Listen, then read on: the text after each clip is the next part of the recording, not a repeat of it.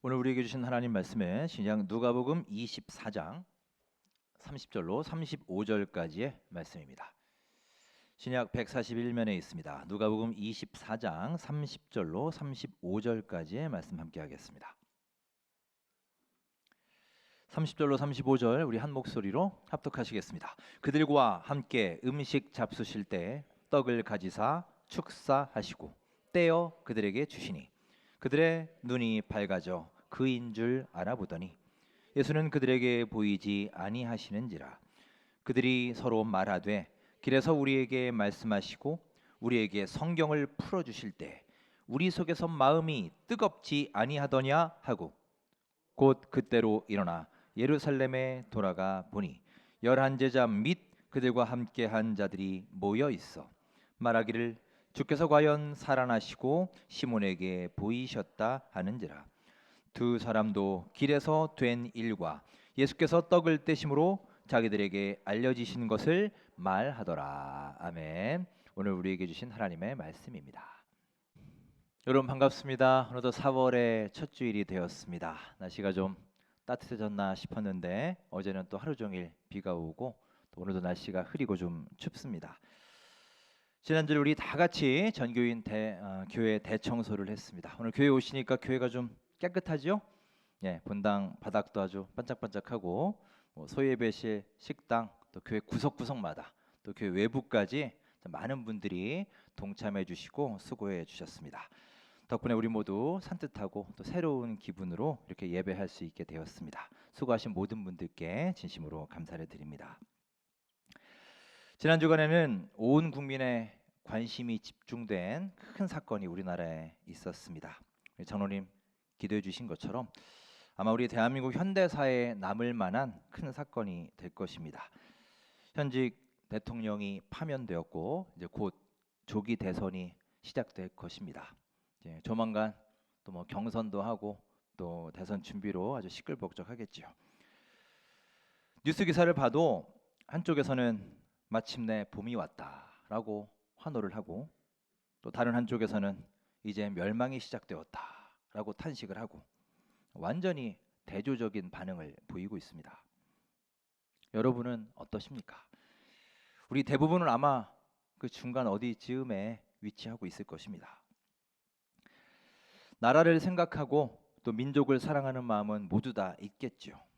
하지만 어느새 이렇게 극과 극으로 완전히 갈라져서 각자 자기만의 눈으로 세상을 바라보고 있는 것 같습니다.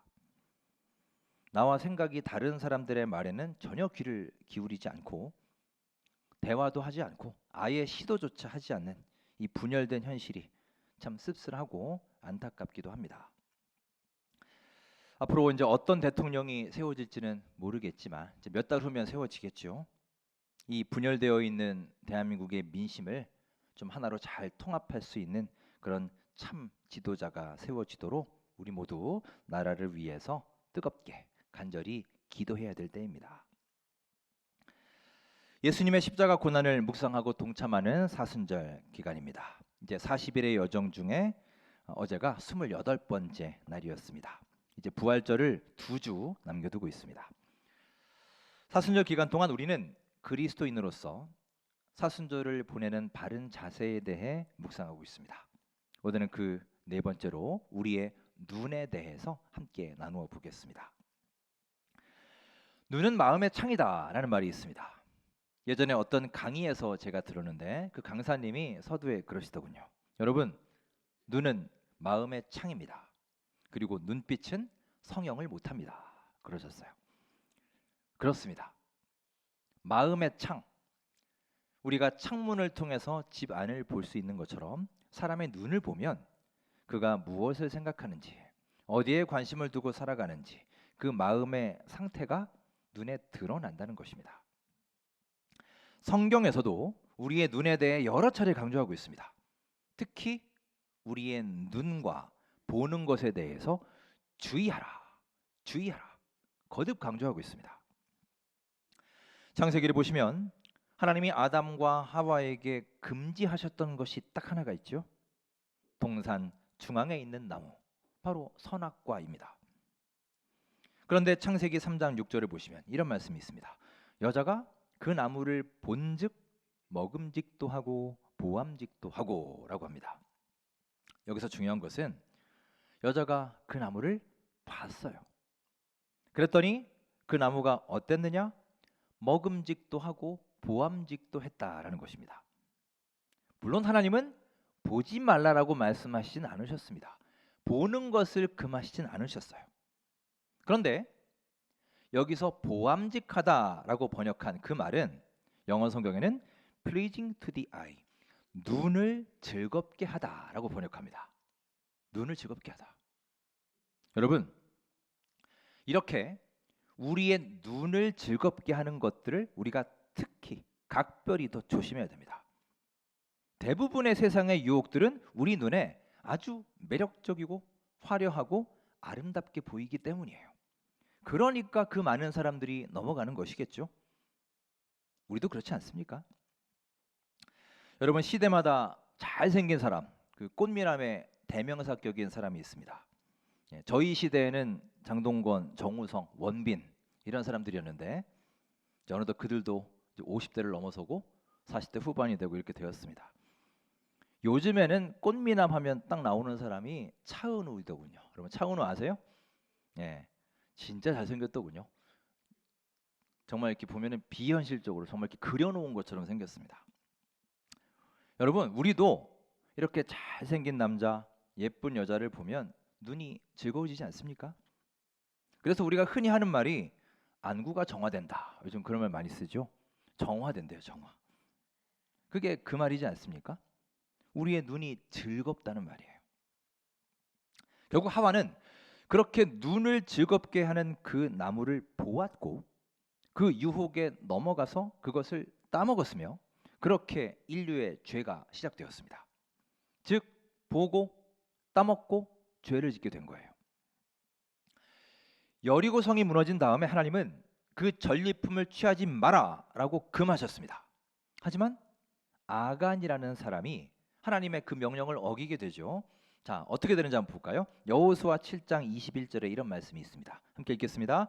내가 노력한 물건 중에 시날산의 아름다운 외투 한 벌과 은 200세겔과 그 무게가 50세겔 되는 금덩이 하나를 보고 탐내어 가졌나이다. 보소서, 이제 그 물건들을 내 장막 가운데 땅 속에 감추었는데 은은 그 밑에 있나이다 하더라. 아멘. 잘 보세요. 아름다운 외투와 은과 금을 그가 보고 탐내어 가졌다라고 했습니다. 눈으로 봤습니다. 봤더니 욕심이 생깁니다. 그리고 그 욕심으로 인해서 결국 훔치게 되었어요. 행동으로 옮깁니다. 순서가 그렇게 되는 것입니다. 결국 아간은 하나님의 명령을 어겼고 바로 이 아간의 죄 때문에 나중에 엄청난 일이 일어납니다. 이스라엘이 전쟁을 했는데 아이성 전쟁에서 지게 되었죠. 그래서 수많은 사람들이 죽습니다. 이 패배의 결정적인 이유가 바로 이 아간 때문이에요. 아간이 하나님의 명령을 어기고 속였기 때문입니다. 이렇게 이 끔찍한 사건의 발단은 바로 그가 금덩이를 본 것으로부터 시작된 것이죠. 이스라엘 최고의 왕인 다윗 역시 죄로 넘어집니다. 주목할 것은 다윗이 빠졌던 그 정욕의 시작 또한 바로 그의 눈을 통해서였다는 겁니다. 보암직함의 유혹이었습니다. 어느 날 그가 혼자 옥상을 거닐죠. 그러다가 목욕하는 여인을 보게 됩니다. 그런데 그는 일단 눈으로만 봤는데 거기서 멈추지를 못합니다. 도저히 절제가 안 되는 거예요. 거기에서 더 나아가게 되었습니다. 자, 사무엘하 11장 3절에 그 다음 사건이 나와 있습니다. 함께 읽겠습니다. 다윗이 사람을 보내 그 여인을 알아보게 하였더니 그가 아뢰되 그는 엘리암의 딸이요 햇사람 우리아의 아내 밧세바가 아니니까 하니. 사람을 보내서 그 여인을 알아보게 하였다는 것입니다. 아니, 사람을 왜 보냅니까? 뭘 알아보라는 건가요? 그 여인에 대해 알아보라는 것 아니겠습니까? 그 여인이 어떤 사람인지, 결혼했는지, 했으면 누구의 아내인지, 남편은 뭐 하는 자인지 이런 것들을 상세하게 조사해 오라는 것 아닐까요? 이것은 이미 다윗의 마음이 흔들리고 요동치고 있었다는 것을 보여줍니다. 즉 먼저 눈을 통해 현혹되었던 그가 이제 마음까지 송두리째 흔들리게 되었다는 것입니다. 여러분, 이렇게 우리의 삶에는 눈, 보는 것 자체가 죄가 되기도 하고 혹 그렇지 않더라도 그 다음 단계의 죄로 넘어가는 시작점이 바로 눈이 되는 경우가 매우 많습니다. 그래서 우리는 무엇보다 우리의 눈을 잘 관리하고 절제해야 됩니다.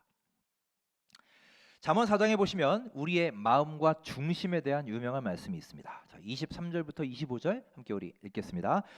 모든 지킬 만한 것 중에 더욱 내 마음을 지키라. 생명의 근원이 이에선 남이니라. 구부러진 말을 내 입에서 버리며 삐뚤어진 말을 내 입술에서 멀리하라. 내 눈은 바로 보며 내 눈꺼풀은 내 앞을 곧게 살펴. 우리가 마음을 지키기 위해서 뭘 해야 되느냐? 먼저 말에 대해서 얘기하고 있습니다. 자, 우리가 말로써 얼마나 많은 사람들에게 상처를 주며 사나요? 또 말로써 얼마나 많은 실수를 하면서 살고 있습니까? 말 때문에 낭패를 보고 말로 인해 후회하는 일들이 얼마나 많이 있는가요? 그래서 말씀합니다. 구부러진 말, 삐뚤어진 말을 멀리하라. 그것이 나의 마음을 지키는 방법이다라고 경고합니다. 그리고 말에 이어서 뭘 강조하느냐? 25절에 나오는 것처럼 눈입니다. 내 눈은 바로 보아라. 앞을 곧게 살펴라 라는 거예요. 바로 보고 곧게 살피라는 것은 삶의 방향을 바르게 정하라는 뜻입니다. 즉 하나님을 보아라는 뜻이에요. 곁눈질하지 말고 세상의 여러 관심사에 집중을 흐트러뜨리지 말고 하나님을 보라는 것입니다. 즉 우리의 눈이 하나님을 향할 때 내 마음을 다스릴 수 있고 그것이 곧 생명의 근원이 될 것이다 라는 말씀입니다. 반대로 우리의 눈이 음란한 것을 보고 여러 가지 화려하고 재미있는 것들, 우리를 즐겁게 하는 것들, 우리를 중독시키는 것들을 바라볼 때 우리의 마음이 흔들리며 생명을 잃어버릴 수 있게 된다는 것입니다. 사순절을 맞이하는 중요한 자세 중에 하나가 절제라고 말씀드렸습니다. 우리의 삶에 과한 것들, 넘치는 것들, 우리를 중독시키는 것들을 절제하고 끊어내요.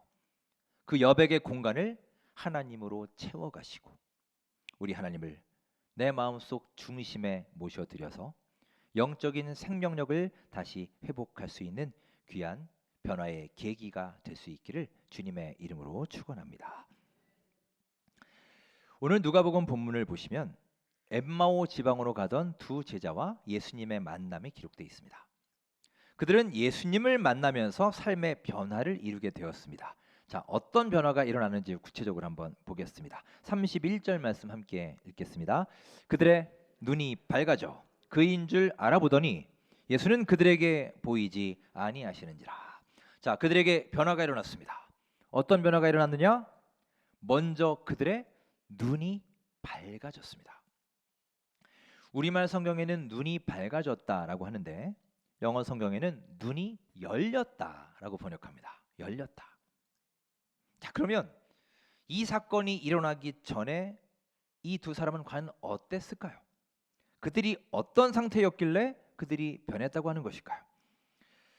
앞에 13절부터 보시면 예수님이 이 두 사람에게 나타나셔서 그들과 같이 걷기도 하시고요. 또 한참 동안 서로 대화도 하셨어요. 심지어 나중에는 떡도 떼어서 나눠주십니다. 그런데도 이 두 사람은 그때까지 그분이 예수님이신지를 몰라 봅니다. 16절을 보시면 그들의 눈이 가려져서 그인 줄 알아보지 못하거늘 이라고 했어요. 눈이 가려졌다는 겁니다. 여기서 가려지다라는 말은 헬라어 크라테오란 말인데 이것은 이렇게 딱 픽스됐다고 하죠. 딱 고정이 되어서 움직이지 않는다는 뜻이에요. 참으로 그들의 생각은 이렇게 완전히 고정되어 있었습니다. 이게 무슨 말이냐? 설마 예수님이 이 자리에 계실까? 이거였어요. 왜냐? 예수님은 죽었잖아. 죽은 사람이 어떻게 여기에 올 수가 있어? 그들은 완전한 고정관념에 빠져 있었습니다. 그래서 지금 자기들 앞에 계신 분이, 그렇게 같이 걷기도 하고 대화까지 하신 분이 예수님이라는 것은 상상조차 하지 못했던 것입니다. 한마디로 그들은 눈뜬 장님이었습니다. 이게 그들의 얼마 전의 모습이었어요. 자, 그런데 이제 그들에게 변화가 일어났습니다. 그들의 눈에 마침내 예수님이 보이게 된 것입니다. 17세기 위대한 화가 렘브란트의 작품 중에 엠마오의 저녁 식사라는 그림이 있습니다. 자, 그림 보실까요? 저 그림입니다. 오늘 말씀을 배경으로 하고 있는 작품입니다. 렘브란트는 이 그림에서 식탁에서 눈이 열리는 두 제자들의 모습을 그리고자 했습니다. 저 그림을 잘 보시면 옆에 있는 하인이 있죠. 그가 이렇게 음식을 가지고 나르고 있습니다. 그 음식을 가져오는 순간에 앉아있던 이 두 사람의 눈이 딱 열린 것입니다. 그래서 그때까지 식탁에 앉아서 밥 먹을 때까지도 몰라보던 예수님을 이 순간 알아보게 된 거예요. 그래서 그제서야 깜짝 놀라는 장면을 그린 작품입니다. 자, 그들이 어떻게 예수님을 알아보게 되었을까요? 그들의 눈이 밝아졌기 때문입니다. 닫혀있던 눈이 열렸기 때문입니다. 정확히 말하면 하나님이 그들의 눈을 열어주셨기 때문이에요. 그래서 이제 그들의 삶에 놀라운 변화가 일어나게 되었습니다. 그동안 보지 못하던 것을 볼 수 있게 되었습니다. 그동안 알지 못하던 것을 알 수 있게 되었습니다. 그동안 깨닫지 못했던 것을 깨닫게 되었습니다. 여러분, 이 얼마나 놀랍고 감격스러운 변화입니까? 두 사람의 표정이 이것을 말해주지 않나요? 여러분, 이것이 바로 진짜 기적 아닌가요? 사랑하는 여러분, 우리 주님께서는 지금 이 시간에도, 이 예배의 순간에도 여러분과 저에게 친히 다가오셔서 닫혀진 우리의 눈을 활짝 열어주시고 우리의 삶에 놀라운 변화를 일으켜주시는 능력의 주님이신 줄 믿습니다. 자, 그런데 여러분, 우리는 정작 어떻습니까? 예수님은 그렇게 우리와 교제하기를 원하심에도, 우리의 눈이 열리기를 갈망하심에도 정작 우리는 너무 바빠서, 너무 일이 많아서, 시간이 없어서, 다른 데 관심이 있어서, 내 코가 석자라, 수많은 이유들과 핑계들로 인해 하나님을 보지 못하고 우리 이웃의 아픔을 제대로 보지 못한 채 그렇게 살고 있지 않습니까? 여전히 우리의 눈이 감겨 있습니다. 그러면 여러분, 우리가 바로 이 엠마오의 두 사람처럼 눈뜬 장님 같은 존재는 아닐까요? 우리가 육신의 눈은 뜨고 있지만 정작 보아야 할 것을 보지 못하고 있지 않습니까? 여러분, 교회의 사명이 무엇입니까? 교회가 뭘 하는 곳입니까? 바로 우리의 영혼을 터치해 주는 곳이에요. 기쁨과 고통을 함께 나누고, 함께 즐거워하고, 함께 슬퍼하고, 서로를 진정으로 위로해 주는 것이 바로 교회 공동체이어야 합니다. 그렇다면 여러분, 그런 교회 공동체에서 우리가 소망하는 최고의 사건이 무엇이겠습니까? 바로 우리의 눈이 열리는 것입니다. 닫혀진 우리의 눈이 열려서 그동안 보지 못했던 예수님, 내 곁에 계셔서 지금도 우리가 주님과 가까이 하기를 갈망하시는 그 예수님을 볼 수 있게 되는 것입니다. 그동안 보지 못했던 우리 이웃들의 아픔을 볼 수 있고 그들의 신음소리를 들을 수 있게 되는 거예요. 그동안 깨닫지 못했던 하나님 말씀의 진리를 알게 되는 분별력이 생기는 그런 변화입니다. 여러분, 이제 2주 정도 남은 이번 사순절 기간, 깊은 말씀의 묵상과 기도를 통하여 닫혀진 우리의 눈이 열리고 예수님을 볼 수 있게 되는 놀라운 변화가 우리의 삶에 이루어지기를 주님의 이름으로 축원합니다. 자, 두 번째로 그들의 삶에 어떤 변화가 있었습니까? 32절을 함께 보면서 변화를 살펴보겠습니다. 읽겠습니다. 그들이 서로 말하되 길에서 우리에게 말씀하시고 우리에게 성경을 풀어주실 때 우리 속에서 마음이 뜨겁지 아니하더냐 하고. 아멘. 예수님을 만나면서 그들의 마음이 뜨거워졌다라고 합니다. 이 역시 큰 변화입니다. 여기서 마음이 뜨겁다는 말은 영어 성경에서는 burning이라고 합니다. 타오름이라고 표현합니다. 그들의 눈이 열리게 되자 이제 그들의 마음 속에 활활 타오르는 뜨거운 열정이 다시 생겨났다는 거예요. 예수님을 만나며 먼저 그들의 닫혀있던 눈이 열렸습니다. 그리고 새로운 세상을 보게 되었습니다. 그런 그들에게 예수님이 성경을 풀어주실 때, 그러니까 말씀을 들려주실 때 그들의 마음이 뜨겁게 불타게 되었다는 것입니다. 여러분, 어느새 우리도 모르는 사이에 영적 에너지 수위가 참 많이 낮아졌음을 느끼게 됩니다. 특히 코로나를 겪으며 몇 년 동안 더 그렇게 된 것 같아요. 우리 예전에는 수시로 기도원도 가서 밤새도록 울며 기도도 하고 목이 다 쉬기도 하고 금식 기도도 하고 40일 작정 기도도 하지 않았습니까?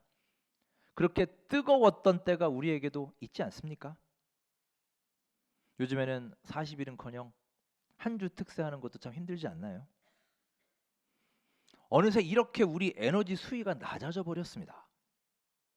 그때는 정말 삶의 작은 일들에도 감사할 줄 알았고요. 일상의 사소한 일에도 감탄이 터져나오지 않았습니까? 이 시대를 가리켜 감탄을 잃어버린 시대라고 합니다. 정말로 이제는 웬만한 사건을 봐도 그리 놀라지도 않고 좋은 일이 생겨도 그다지 감탄하지도 않습니다. 감동도 그리 오래가지 않습니다. 감탄의 유효기간이 며칠 되지 않아요. 그만큼 우리의 삶에 간절함과 절박함이 사라져버리고 이런 받은 은혜에 무뎌진 것이지요. 창세기 15장을 보시면 하나님이 아브라함에게 나타나셔서 내가 너에게 아들을 줄 것이다 라고 말씀하십니다. 그런데 그때 그 말을 들었을 때 아브라함의 상태가 그리 좋지 않았어요. 왜냐하면 이미 너무 오랫동안 그는 아들을 기다렸습니다. 그래서 그만 영적으로, 심적으로, 육적으로 다 지쳐버렸습니다. 그걸 아신 하나님이 아브라함을 부르십니다. 아브라함아, 잠깐 밖으로 나와보거라. 밖으로 그를 인도하시고는 그에게 이렇게 말씀하십니다. 자, 15장 5절을 함께 읽어볼까요? 그를 이끌고 밖으로 나가 이르시되 하늘을 우러러 뭇별을 셀 수 있나 보라. 또 그에게 이르시되 내 자손이 이와 같으리라. 아멘. 저 하늘을 봐라. 저기 저 별들을 좀 봐봐라. 얼마나 많으냐. 이 무수하게 많은 별들처럼 내가 너의 후손을 이렇게 만들 것이다 라고 그에게 보여주시며 언약을 하신 거예요. 이 사건 후에 아브라함의 삶은 완전히 변화되었습니다. 그동안 말로만 들었을 때는 잘 알지 못했습니다. 확신을 갖지 못했습니다. 하지만 직접 별을 보고 하나님이 만드신 세상을 보면서 하나님의 약속을 들으니 그의 마음속에 잃어버렸던 경이로움과 감탄이 다시 생기게 된 것입니다. 사랑하는 여러분, 이 사순절에 하루하루의 삶과 한 번 한 번의 예배를 통해서 여러분의 삶 속에 믿음의 불꽃이 다시 회복되고 타오르는 신앙의 버닝, 타오름의 기회가 될 수 있기를 간절히 소망합니다. 여러분, 이제 우리의 눈을 잘 관리하고 절제하여서 내 눈을 즐겁게 하는 세상의 화려함, 정욕, 세상의 여러 음란한 것들을 바라보지 말고 어제도, 오늘도, 앞으로도 늘 우리 곁에 계시는 예수님을 바라보시고 이웃의 아픔을 볼 수 있으며 하나님 말씀의 진리를 발견할 수 있는 믿음의 눈이 활짝 열리는 은혜로운 사순절 기간이 되시기를 주님의 이름으로 축원합니다.